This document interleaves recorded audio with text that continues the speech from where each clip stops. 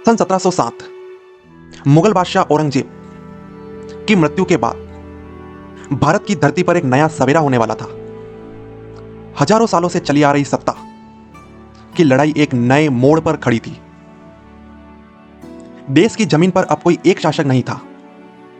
दिल्ली का ताज कमजोर हो चुका था और सवाल बस सिर्फ एक था, अब भारत का अगला मालिक कौन बनेगा? क्या यह ताकतवर मराठा होंगे जिसकी तलवार ने औरंगजेब को हिला दिया था, या वो विदेशी व्यापारी जो समुद्र के रास्ते चुपचाप भारत आए थे? इस सवाल का जवाब आने वाले 100 सालों में भारत के भाग्य को तय करने वाला था। हमने सोचा था जब औरंगजेब मरेगा तो भारत हमारी तलवार से रोशन होगा। हमने सोचा था कि दिल्ली की गद्दी हमारी होगी, लेकिन हम नहीं जानते थे कि समुद्र के उस पार से आने वाला एक अनजान दुश्मन हमें लूट लेगा और हमारी मिट्टी को गुलाम बना देगा। मराठों ने भारत को आजाद किया था, पर क्यों वे भारत को एकजुट नहीं कर पाए? क्यों अंग्रेज जो सिर्फ व्यापारी थे पूरे भारत के मालिक बन गए? आइए आज इस कहानी को गहराई से समझते हैं। नमस्कार दोस्तों, स्वागत है आपका एक बार फिर से मेरे YouTube चैनल पर। मैं हूं आपका दोस्त नरेंद्र।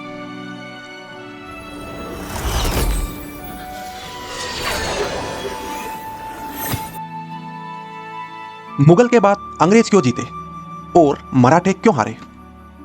पहला कारण, औरंगजेब की मृत्यु के साथ ही मुगल साम्राज्य टूट गया। बंगाल, हैदराबाद, अवध के सूबेदार स्वतंत्र होने लगे, राजनीतिक अस्थिरता आने लगी और किसानों, जमींदारों, जाटों और सिखों के विद्रोह होने लगे।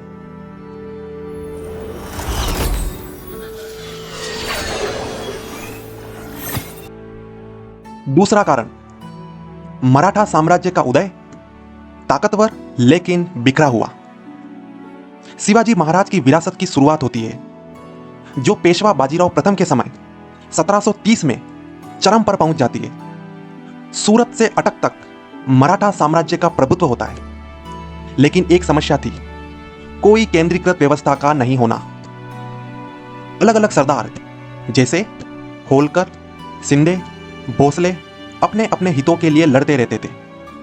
साथ ही नॉर्थ इंडिया में भी मराठा आक्रामक तो थे, लेकिन स्थायी प्रशासन नहीं जमा पाए।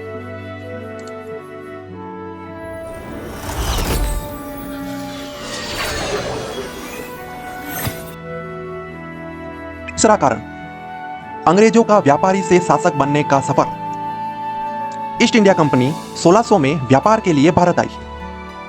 पहले सूरत, फिर बंबई, फिर मद्रास, फिर कलकत्ता में अपने कारखाने स्थापित किए। अंत में 1757 की पलासी की लड़ाई और फिर बंगाल की दौलत से ब्रिटेन को फंडिंग मिली। फिर 1764 का बक्सर का युद्ध और अंग्रेजों ने फिर उत्तर भारत में अपनी पकड़ जमा ली। अंग्रेजों का प्रशासनिक और मिलिट्री सिस्टम, उनका अनुशासन, उनकी ट्रेनिंग, उनके आधुनिक हथियार आदि सब ने यह काम और आसान बना दिया।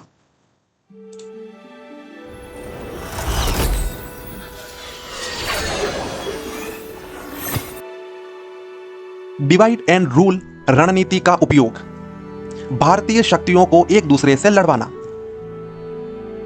चौथा, निर्णायक टकराव, मराठा बनाम अंग्रेज। 3 मराठा आंग्ल युद्ध 1775 से 1818 तक।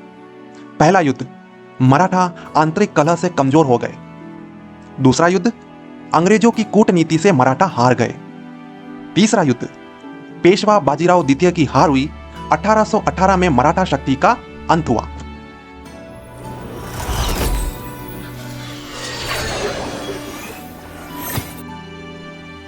अंग्रेजों की जीत के क्या कारण थे? आर्थिक रूप से शक्तिशाली, क्योंकि बंगाल का राजस्व प्राप्त होता था। आधुनिक हथियार और ट्रेनिंग से मजबूत। कूटनीतियां जिसमें संधियां और गद्दारी शामिल थे। आखिर वो क्या कारण थे जिससे मराठों की हार हुई? उनमें एकता की कमी थी, उनमें केंद्रीकृत सरकार का अभाव था, आधुनिक तकनीक का उपयोग न कर पाना उनकी भारी भूल थी।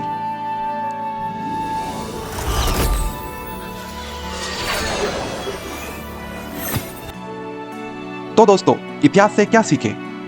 अगर मराठे एकजुट होते, आधुनिक हथियार अपनाते और अंग्रेजों को केवल व्यापारी समझकर नजरअंदाज न करते तो शायद भारत का इतिहास अलग होता। अंग्रेजों ने सिर्फ ताकत से नहीं, रणनीति और धैर्य से भारत को जीता। मराठा वीर थे, लेकिन दूरदर्शिता की कमी हार का कारण बनी। इतिहास सिर्फ किताबों में नहीं, आने वाले कल की चेतावनी भी है। दोस्तों, अगर आपको ये वीडियो अच्छा लगा हो तो वीडियो को लाइक करें, चैनल को सब्सक्राइब करें और ऐसे ही और वीडियोस के लिए बेल आइकन को प्रेस करें ताकि आपको न्यू वीडियो के नोटिफिकेशन सबसे पहले मिले। तब तक के लिए धन्यवाद। जय हिंद, जय भारत।